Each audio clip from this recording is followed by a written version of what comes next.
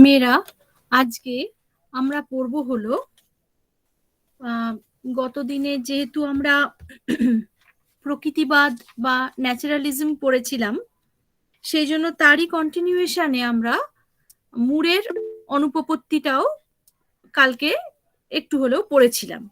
তো সেইটাকে কন্টিনিউ করে তারপরে আমি দেখলাম সিলেবাসে যেটা রয়েছে সেটা হচ্ছে ওই সেটা হচ্ছে প্রেসক্রিপটিভিজম।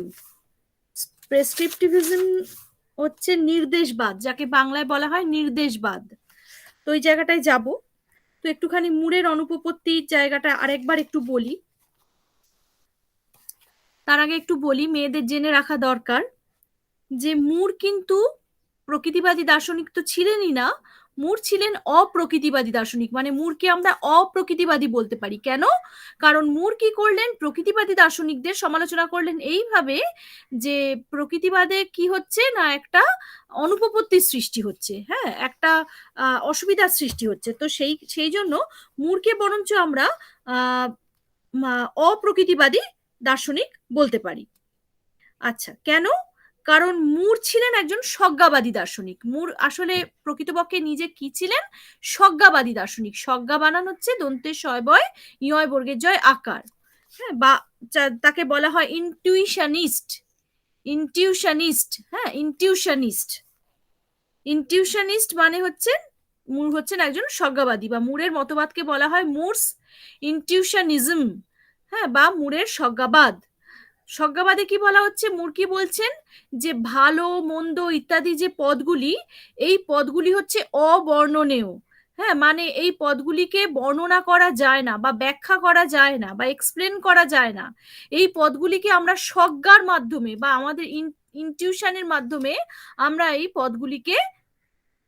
পদগুলির অর্থকে বুঝতে পারি। মানে কোনটা ভালো কোনটা মন্দ, এই বিষয় এই পদগুলিকে, এই যে যখন আমরা বলি যে এটা ভালো এটা মন্দ, তখন এই যে ভালো বা মন্দ কথাটা আমরা ব্যবহার করি, সেই পদগুলি কে কখনোই ব্যাখ্যা করা যায় না। কেউ যদি বলে ভালোকে ব্যাখ্যা করো, তো মুর বলবেন এই ভালো বিষয়টাকে ব্যাখ্যা করা যায় না, এটাকে আমরা ইনটিউশনের সাহায্যে বা স্বজ্ঞার সাহায্যেই বুঝতে পারি। মুর বলছেন যে ভালো হচ্ছে এমন একটা গুণ যা সরল এবং অংশবিহীন, তাই তার সংজ্ঞা নির্দেশ করা সম্ভব নয়। মানে ভালোর কোনো সংজ্ঞা হয় না, বা ভালোকে এক্সপ্লেন করা যায় না, ব্যাখ্যা করা যায় না। যেমন হলুদ রং, নীল রং, এগুলোকে কি ব্যাখ্যা করা যায়? যায় না। ঠিক সেরকম ভালোকেও ব্যাখ্যা করা যায় না।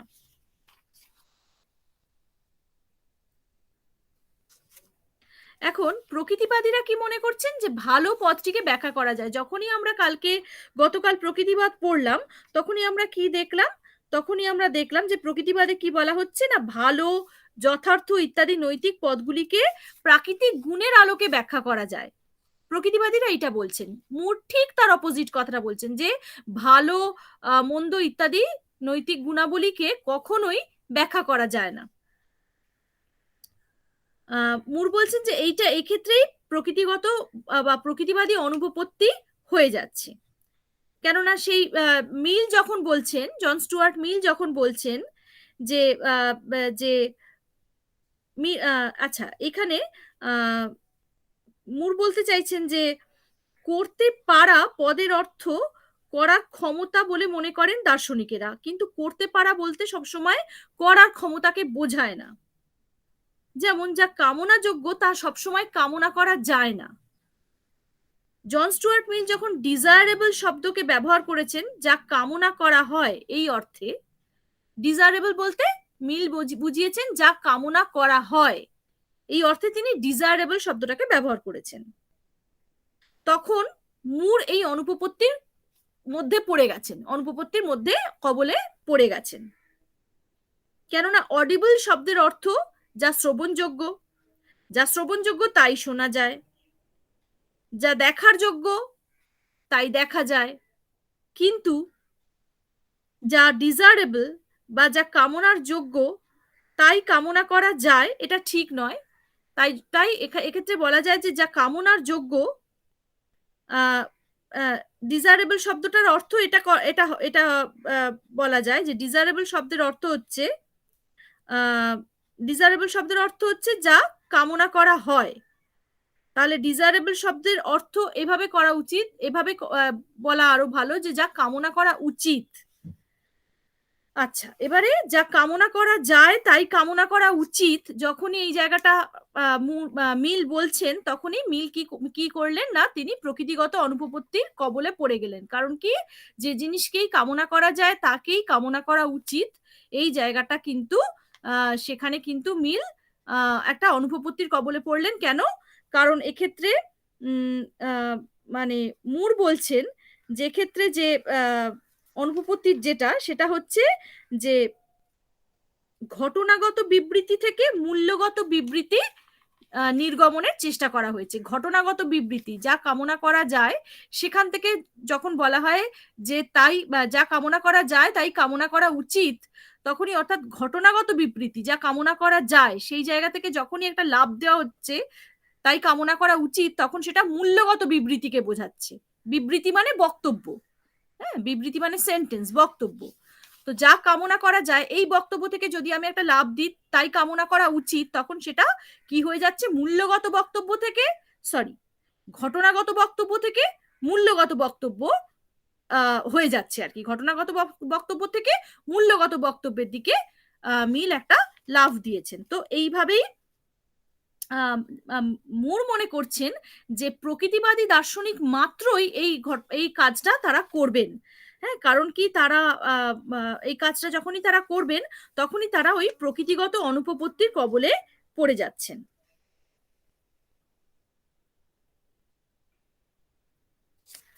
আচ্ছা, এ তো হলো প্রকৃতিগত অনুপপত্তি। এবারে আমরা দেখি নির্দেশবাদের জায়গায় বলছে কি, যে নির্দেশবাদ, যেটাকে বলা হয় ইংরেজিতে প্রেসক্রিপটিভিজম, সেখানে বলা হচ্ছে কি যে অধ্যাপক রিচার্ড মরাল হেয়ার এই মতবাদের প্রধান প্রবর্তক। কে না, অধ্যাপক রিচার্ড মরাল হেয়ার। হেয়ার এই মতবাদের প্রধান প্রবর্তক। তাহলে এই তত্ত্বের মূল কথা কি? এই তত্ত্বের মূল কথা হচ্ছে যে হেয়ার মনে করছেন যে নৈতিক ভাষা হচ্ছে মূলত পরামর্শমূলক বা নির্দেশমূলক। হ্যাঁ, আমরা প্রেসক্রিপটিভিজম কথাটার মধ্যে একটা প্রেসক্রিপশন এরকম একটা কথা আমরা পাচ্ছি, তাই না? তো এই প্রেসক্রিপশন কথাটার সাথে আমরা বেশ পরিচিত, কারণ আমরা যখনই ডাক্তারের কাছে যাই ডাক্তার প্রেসক্রিপশন করে দেন, হ্যাঁ, আমরা সেই অনুযায়ী ওষুধ খাই। তার মানে কি, ডাক্তার কিছু নির্দেশ দিচ্ছেন, কিছু লিখে দিচ্ছেন যে এই এই করা উচিত তোমার, হ্যাঁ, বা তিনি তার প্রেসক্রিপশনে কিছু প্রেসক্রাইব করছেন। ঠিক সেই রকমই, ওই রকমই যেন মানে জায়গা থেকে মানে আমি ডাক্তারের উদাহরণটা এই কারণে দিলাম যাতে এই প্রেসক্রিপটিভিজম বিষয়টাকে বোঝা যায়। যেরকম মানে প্রেসক্রিপটিভিজম মানে তার মানে কি, তার মানে কিছু নির্দেশ দেওয়া। প্রেসক্রিপটিভিজম সবসময় বলে যে নৈতিক ভাষাগুলি হচ্ছে নির্দেশমূলক। কারণ কি, কারণ নৈতিক ভাষা সবসময় আমাদের কোনো না কোনো বিষয়ে নির্দেশ দেয় বা পরামর্শ দেয়।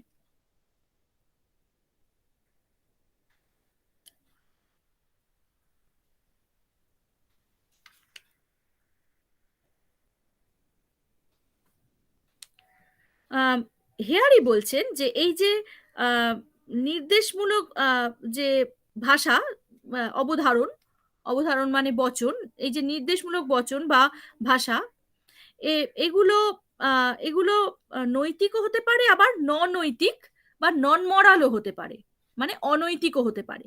নৈতিকও হতে পারে, আবার অনৈতিকও হতে পারে। হ্যাঁ, মানে যেগুলো মরাল নয়, মানে যেগুলোকে আমি মরাল ভাষা বলি না বা নৈতিক ভাষা বলি না। যেমন উদাহরণ দিলে বোঝা যাবে, যেমন দরজাটা বন্ধ করো, এর মধ্যে একটা নির্দেশ আছে, ঠিক আছে, অর্থাৎ এটা নির্দেশমূলক বাক্য। কিন্তু এই নির্দেশমূলক বাক্যটা হচ্ছে ননৈতিক বা অনৈতিক। ননৈতিক বা অনৈতিক মানে কি, মানে এর মধ্যে কোনো নৈতিকতার কোনো জায়গা নেই। দরজাটা বন্ধ করো, দরজাটা খোলা রাখো, এইটার মধ্যে কোনো নৈতিকতার জায়গা নেই। কিন্তু আমি যখন কেউ বলেন যে সদা সত্য কথা বলো, তখন তিনি কি করছেন, সদা সত্য কথা বলো এইটা বলার মধ্যে একটা নৈতিক নির্দেশ প্রচ্ছন্ন রয়েছে। হ্যাঁ, তার মানে কি, সদা সত্য কথা বলতে হবে বা সদা সত্য কথা বলো, এটা একটা নৈতিক নির্দেশ। একে বলা হয় নৈতিক অনুজ্ঞা। অনুজ্ঞা মানে নির্দেশ, মানে অনুজ্ঞা হচ্ছে এক ধরনের নির্দেশ। তাহলে এটা হচ্ছে নৈতিক অনুজ্ঞা। কিন্তু দরজাটা বন্ধ করো, এটা নৈতিক নয়। ঠিক আছে, এটা হচ্ছে নৈতিক বা অনৈতিক অনুজ্ঞা। এটাও একটা অনুজ্ঞা বা এটাও একটা নির্দেশ। দরজাটা বন্ধ করো আর সদা সত্য কথা বলো, নিজেরাই বুঝতে পারবো যে এই দুটোর মধ্যে অবশ্যই পার্থক্য আছে। এক ধরনের বক্তব্য হচ্ছে নৈতিক বক্তব্য বা অনৈতিক বক্তব্য, আর এক ধরনের বক্তব্য হচ্ছে অবশ্যই নৈতিক বক্তব্য। হ্যাঁ, তো সদা সত্য কথা বলো এটা হচ্ছে অবশ্যই নৈতিক বক্তব্য।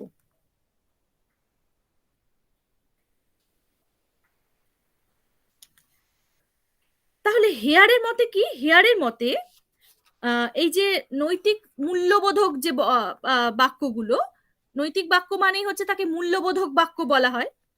তো এই মূল্যবোধক পদগুলো, বিশেষ বিশেষ করে পদগুলো, তার প্রধান কাজ কি না? তার প্রধান কাজ হচ্ছে উপদেশ বা নির্দেশ দেওয়া, বিহিত করা বা নির্বাচনকে পরিচালিত করা। যাই হোক, মোটমাট এই ধরনের পদের বা এই ধরনের বাক্যের মূল কাজ হচ্ছে উপদেশ দেওয়া বা নির্দেশ দেওয়া।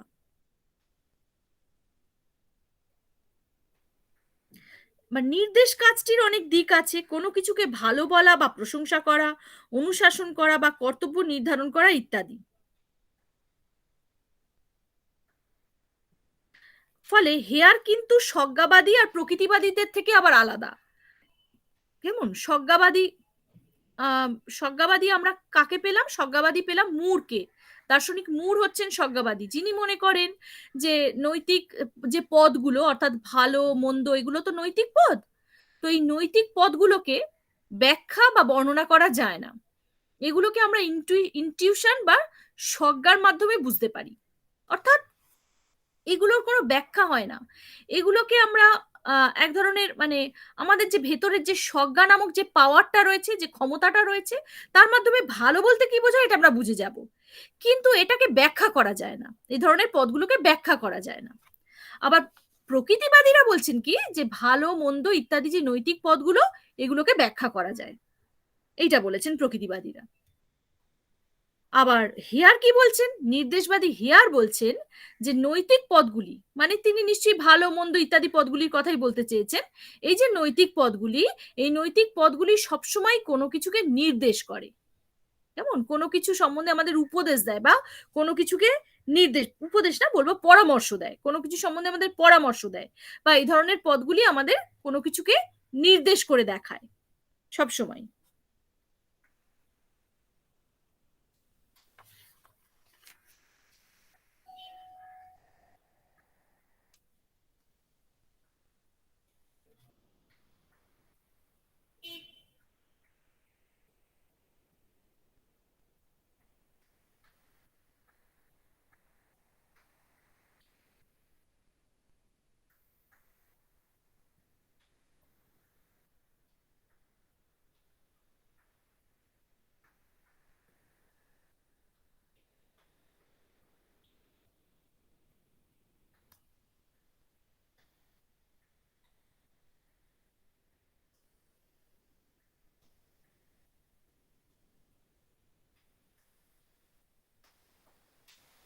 আবার এই যে হেয়ারের নির্দেশবাদের যে কিছু সমালোচনা হয়েছে, তো এই সমালোচনার মধ্যে অন্যতম প্রধান সমালোচক হলেন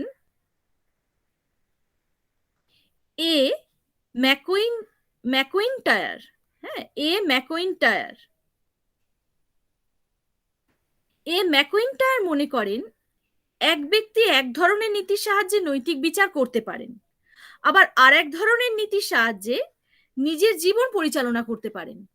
মানে কি, কোনো এক ব্যক্তি কোনো এক নীতির সাহায্যে তিনি নৈতিক বিচার করছেন, আবার আর এক ধরনের নীতির সাহায্যে তিনি নিজের জীবন পরিচালনা করছেন, কিংবা অন্যদের তাদের জীবন পরিচালনা করার জন্য উপদেশ দিচ্ছেন। সেক্ষেত্রে তার নৈতিক বিচার নির্দেশাত্মক হবে না।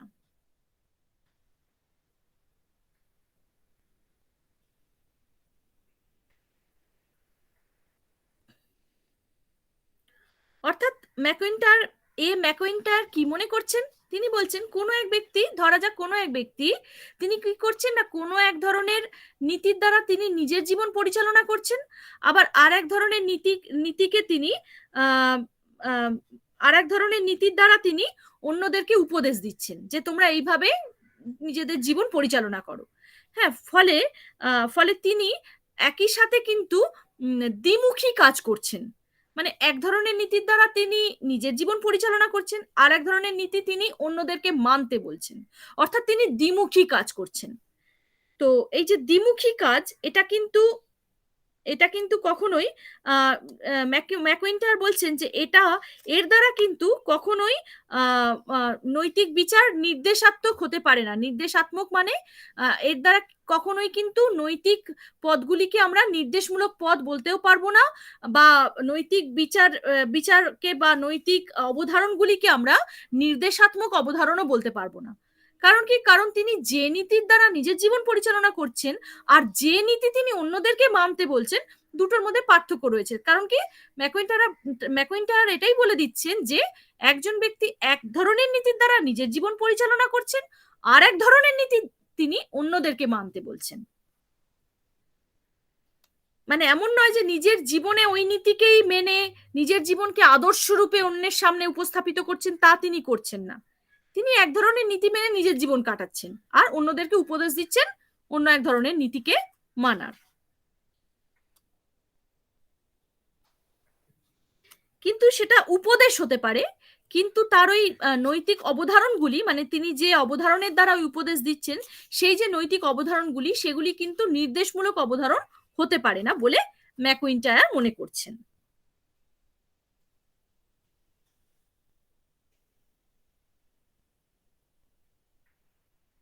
আবার জি জে ওয়ার্নক মনে করছেন, জি জে ওয়ার্নক আবার অভিযোগ করছেন কি?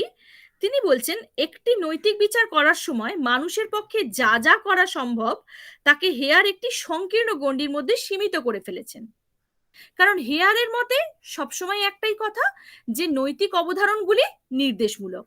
নৈতিক অবধারণ কি করে না, সবসময় নির্দেশ দেয়। এখন জি জে ওয়ার্নক মনে করেন যে নির্দেশ করার সঙ্গে সঙ্গে আরো নানা রকম কাজ মানুষ করতে পারে। যেমন কি? যেমন উপদেশ দেওয়া, আদেশ দেওয়া, অনুনয় বিনয় করা, অনুশোচনা করা, স্বীকার করা ইত্যাদি। স্বীকার করা, অস্বীকার করা ইত্যাদি। তার মানে কি? তার মানে নির্দেশ দেওয়ার সঙ্গে সঙ্গে বা নির্দেশ করার সঙ্গে সঙ্গে আরো নানা রকম কাজ মানুষ করতে পারে। অর্থাৎ সেগুলিকে সবই আমি নৈতিক কাজের মধ্যেই ফেলবো। হ্যাঁ, যেমন উপদেশ দেওয়া, আদেশ দেওয়া, অনুনয় বিনয় করা, অনুশোচনা করা, স্বীকার করা, এগুলিকে সবই আমি নৈতিক কাজের মধ্যেই ফেলে দেব। কিন্তু আহ অধ্যাপক হেয়ার, তিনি কিন্তু শুধুমাত্র বলেছেন, একটাই জায়গায় স্টিক করে থেকেছেন। তিনি বলছেন যে আহ যে নৈতিক অবধারণগুলির প্রধান কাজই হচ্ছে নির্দেশ দেওয়া, আর কিছুই না। যেমন সদা সত্য কথা বলা উচিত, এইটা একটা নৈতিক অবধারণ। এর কাজ কি? এর কাজ হচ্ছে নির্দেশ দেওয়া। কিন্তু এছাড়াও আরো তো অনেক কাজ থাকবে, তো সেইগুলোর কথা কিন্তু আহ অধ্যাপক হেয়ার কিন্তু উল্লেখ করছেন না।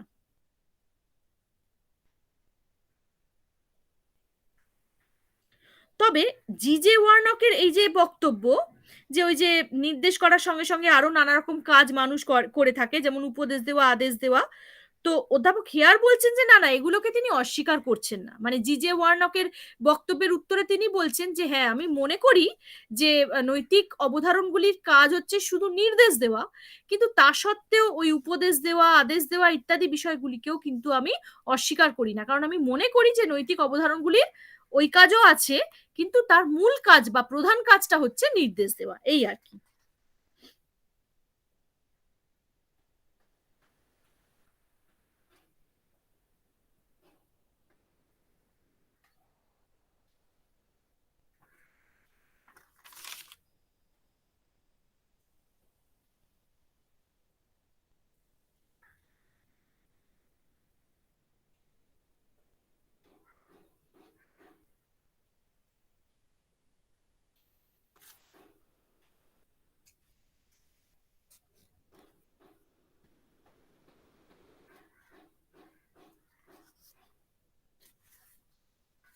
এছাড়া আরো অনেকে অনেক অন্যান্য অনেক অভিযোগ করেছেন।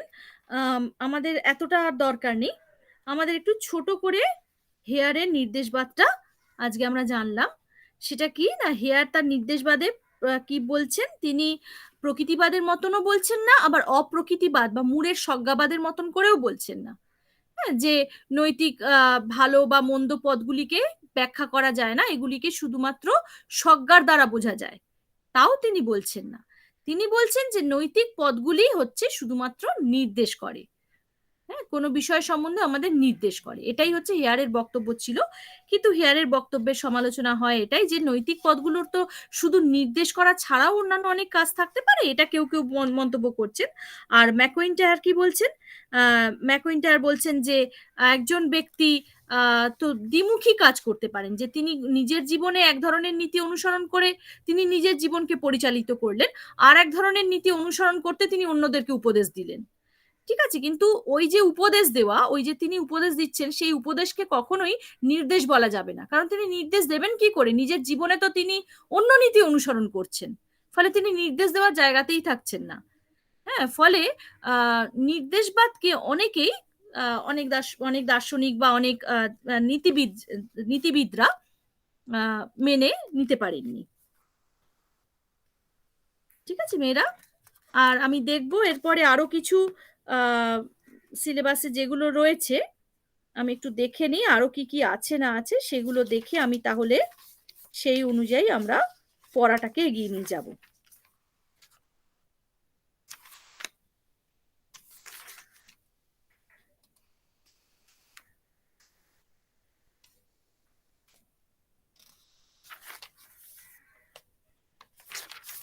আচ্ছা, একটু আমি দেখে নিচ্ছি সিলেবাসে ডেসক্রিপটিভিজম আছে কিনা।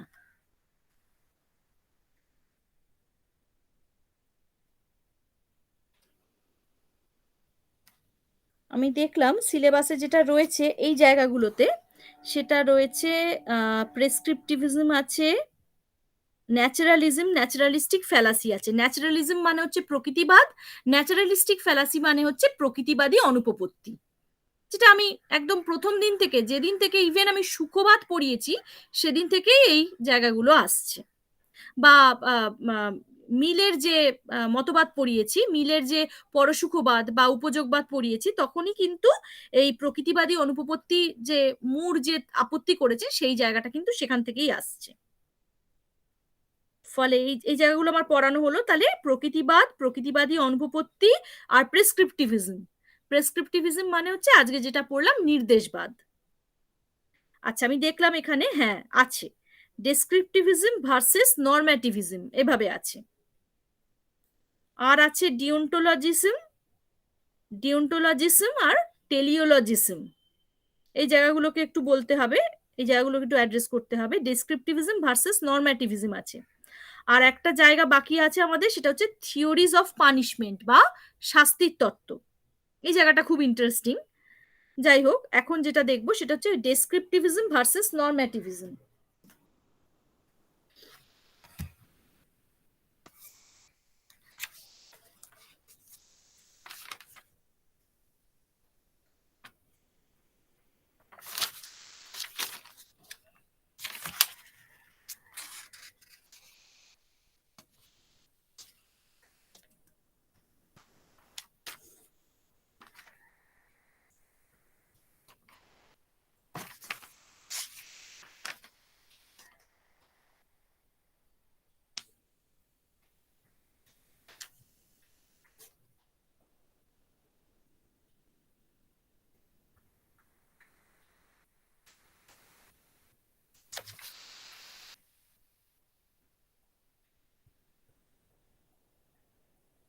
আচ্ছা, আমরা নির্দেশবাদ বলে যার মতবাদ আমরা পড়লাম আজকে, সেটা হচ্ছে রিচার্ড মরাল হেয়ারের মতবাদ।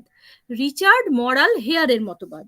হ্যাঁ, আর ডেসক্রিপটিভিজম বা বর্ণনাবাদ বলে যেটা রয়েছে সিলেবাসে, সেইটা হচ্ছে আহ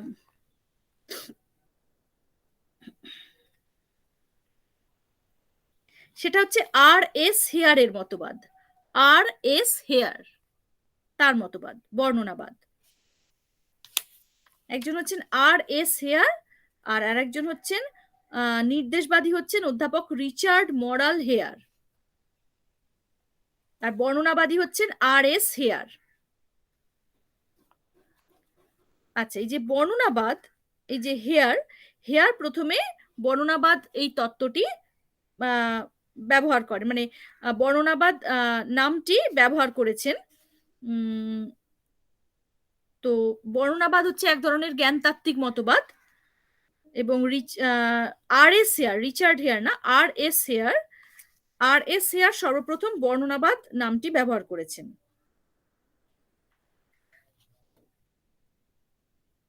বর্ণনাবাদে কি বলা হচ্ছে না, বর্ণনাবাদ হচ্ছে সেই তত্ত্ব যেখানে মনে করা হয় যে নৈতিক শব্দ বা বিবৃতির মূল্যসূচক অর্থটি বর্ণনাত্মক বৈশিষ্ট্যের উপর নির্ভরশীল। মানে সোজা কথায় বলতে গেলে বলা হয় যে নৈতিক শব্দগুলি, নৈতিক শব্দ অর্থাৎ ভালো মন্দ ইত্যাদি যে শব্দগুলি, এগুলিকে বর্ণনা করা যায়। তাহলে বর্ণনাবাদের এই হচ্ছে মূল বক্তব্য। তাহলে প্রকৃতিবাদেও আমরা দেখেছিলাম যে এরকমই অনেকটা বর্ণনাবাদের সাথে মিল রয়েছে। প্রকৃতিবাদ যখন আমরা পড়লাম গতকাল, আমরা দেখলাম যে ভালো, যথার্থ ইত্যাদি নৈতিক পদগুলিকে প্রাকৃতিক গুণের আলোকে ব্যাখ্যা করা যায়। প্রকৃতিবাদীরা এইটা বলছেন। বর্ণনাবাদীরাও একই ধরনের কথা বলছেন, যে অনেকটাই কাছাকাছি কথা বলছেন, যে বর্ণনাবাদীরা কি বললেন না, নৈতিক শব্দগুলিকে বর্ণনা করা যায়। সেই জন্যই বর্ণনাবাদের সঙ্গে প্রকৃতিবাদের চিন্তাধারার মিল থাকায় বর্ণনাবাদকে অনেকে নব্য প্রকৃতিবাদ বলে চিহ্নিত করেছেন। বর্ণনাবাদের সমর্থক কারা কারা? বর্ণনাবাদের সমর্থক হচ্ছেন J R Searle, Philippa Foot, G J Warnock, একটু আগে নামটা পেলাম, জি জে ওয়ার্নক এক্ষুনি আমরা দেখলাম যে প্রেসক্রিপটিভিজম মানে নির্দেশবাদের সমালোচনা করলেন জি জে ওয়ার্নক। এনারা হচ্ছেন বা এস ই টোলমিন ইত্যাদি, বা কুট বেয়ার, এনারা হচ্ছেন বর্ণনাবাদের সমর্থক। তাহলে কারা কারা? J R Searle, Philippa Foot, G J Warnock, Kurt Baier, S E Toulmin, এনারা হচ্ছেন বর্ণনাবাদের সমর্থক। তাহলে এদের বক্তব্য আবার অবশ্যই মুরের বক্তব্যের থেকেও আলাদা, আবার প্রেসক্রিপটিভিজম বা নির্দেশবাদের বক্তব্যের থেকেও আলাদা, কিন্তু এদের বক্তব্যের সঙ্গে প্রকৃতিবাদের বক্তব্যের মিল রয়েছে।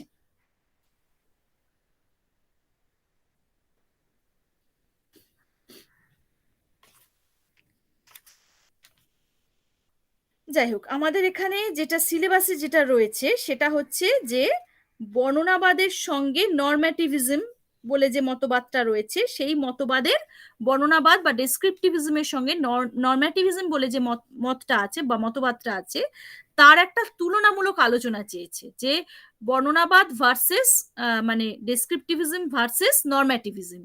তো সেই জায়গাটা আমি পরে পড়াবো। তো আজকে মোটামুটি আমি একটু করে ইন্ট্রোডাকশন দিয়ে রাখলাম, যে আমরা এখানে কয়েক ধরনের মতবাদ পাচ্ছি। সেটা একটা আমরা দেখলাম প্রকৃতিবাদ, যে প্রকৃতিবাদী মতবাদ একাধারে সুখবাদের সাথে খুব বেশি সম্পর্কযুক্ত, এটা আমরা দেখলাম। তাহলে প্রকৃতিবাদ দেখলাম আমরা, আমরা দেখলাম মুরের স্বজ্ঞাবাদ, আমরা দেখলাম হচ্ছে হেয়ারের প্রেসক্রিপটিভিজম বা নির্দেশবাদ। হ্যাঁ, এই হেয়ারের নাম কি? এই হেয়ারের নাম হচ্ছে অধ্যাপক রিচার্ড মরাল হেয়ার। হ্যাঁ, রিচার্ড মরাল হেয়ারের নির্দেশবাদ দেখলাম। আর আমরা বর্ণনাবাদের কথাও জানলাম, এবং আমরা এটাও বুঝলাম যে বর্ণনাবাদ কি করছে না, নৈতিক পদগুলিকে বর্ণনার কথা বলছে, যে তারা মনে করে যে নৈতিক পদগুলিকে বর্ণনা করা যায়। ফলে বর্ণনাবাদের সাথে অবশ্য করে প্রকৃতিবাদের মিল আছে, সেটা আমরা বুঝতে পারলাম। ঠিক আছে মেয়েরা, আর প্রকৃতিবাদের মধ্যে আরো কি পেলাম? প্রকৃতিবাদ হচ্ছে বিভিন্ন রকম মতবাদের একটা সম্মেলন, সেটাও বুঝলাম। যেমন সুখবাদী যারা, তারা একাধারে প্রকৃতিবাদীও বটে। আবার হবসের যে মতবাদ, সেই হবসের মতবাদও প্রকৃতিবাদের মধ্যেই পড়ে। হ্যাঁ, তারপরে আমরা দেখলাম যে হারবার্ট স্পেন্সারের বিবর্তনবাদী যে মতবাদ, হারবার্ট স্পেন্সারের মতবাদও কিন্তু বিবর্তনবাদী সুখবাদী যে মতবাদ, বিবর্তনবাদী যে সুখবাদ, সেই হারবার্ট স্পেন্সারের বিবর্তনবাদী সুখবাদও কিন্তু প্রকৃতিবাদের মধ্যেই পড়ে। তার মানে প্রকৃতিবাদটা তৈরি হয়েছে হারবার্ট স্পেন্সারের বিবর্তনবাদী সুখবাদ, ওদিকে হবসের মতবাদ, ওদিকে সুখবাদের যে মূল বক্তব্য, সেই সমস্ত কিছু নিয়ে কিন্তু তৈরি হয়েছে প্রকৃতিবাদ। সেই জায়গাটা আমরা গতকাল কিন্তু জেনেছি। আর আজকে আমরা আরেকটু ডিটেলসে জানলাম যে মুর কি ধরনের মতবাদী। হ্যাঁ, মূর্ত সমালোচনা করছেন সেটা আমরা বারবারই দেখছি, কিন্তু তার মতবাদটা কিরকম? তিনি হচ্ছেন স্বজ্ঞাবাদী। হ্যাঁ, তিনি অবশ্যই প্রকৃতিবাদী নন, তাকে অবশ্যই একেবারে উল্টোটা বলা যেতে পারে যে তিনি অপ্রকৃতিবাদী, বা তাকে বলা যায় স্বজ্ঞাবাদী, যেহেতু তিনি মনে করেন যে নৈতিক ভালো মন্দ ইত্যাদি পদগুলিকে কখনো ব্যাখ্যা করা যায় না, বর্ণনা করা যায় না, সংজ্ঞা দেওয়া যায় না, এগুলিকে শুধুমাত্র স্বজ্ঞার মাধ্যমে আমরা বুঝতে পারি। তো মুর হলেন স্বজ্ঞাবাদী। ওদিকে আমরা দেখলাম যে অধ্যাপক হেয়ার যিনি, তাকে আমরা দেখলাম যে তিনি কি না, অধ্যাপক রিচার্ড মরাল হেয়ার, তিনি হচ্ছেন নির্দেশবাদী। তার মতে কি যে নৈতিক পদগুলি কি করে না, নির্দেশ করে। হ্যাঁ, আচ্ছা, তারপরে আমরা দেখলাম ডেসক্রিপটিভিজম বা বর্ণনাবাদ, যেখানে বলা হচ্ছে যে নৈতিক শব্দ বা পদগুলি সেগুলি কি করছে, বা নৈতিক বিবৃতিগুলি দ্বারা কোনো বিষয়কে বর্ণনা করা হচ্ছে। হ্যাঁ, তো বর্ণনাবাদীরা মনে করেন যে নৈতিক পদগুলি নিজেও ইটসেলফ তারা তারা হচ্ছে বর্ণনামূলক। হ্যাঁ, অর্থাৎ সেগুলিকে বর্ণনা করা যায়। তো বর্ণনাবাদও অবশ্যই তাহলে স্বজ্ঞাবাদের থেকে আলাদা হলেও বর্ণনাবাদ কিন্তু প্রকৃতিবাদের সাথে তার মিল রয়েছে। সেই বর্ণনাবাদটা কি না, প্রকৃতিবাদের কাছাকাছি একটা মতবাদ। ঠিক আছে মেয়েরা, আজকে এই অবধি বোঝা গেছে? হ্যাঁ ম্যাম। বাকিরা পল্লবী সপ্তমী, পল্লবী সপ্তমী আছিস? হ্যাঁ ম্যাম। আচ্ছা, বোঝা গেছে তো? ম্যাম। আচ্ছা।